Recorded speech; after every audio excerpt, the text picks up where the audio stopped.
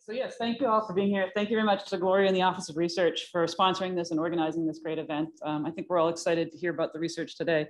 So I won't say too much. I'll say a few words and we'll jump right in. When I thought about doing this as part of, it was actually as part of IGS, the Institute for Global Sustainability, I know of a lot of the research going on, as Gloria said, across the university, and I thought it'd be great to bring us all together. The last time we somewhat hit this topic was pre-COVID, I think 2018 or 2019, and it went really well. And so today what we've done, we've got chemistry, we've got engineering, we've got earth and environment. So we've got a wide range of faculty talking about everything from kind of the very, very small scale of how do we work with the molecules and the atoms to make materials, right up through kind of the larger scale. And also not just thinking about the technology, but how does this technology integrate with society, issues of equity, these kind of broader questions that I think we all need to think about, not just looking at technologies anymore, but that kind of broader societal aspects. So I'm not going to talk anymore because I'm going to jump right into it. And I think we're starting with chemistry. Where's Sean? There's Sean's going to start us off.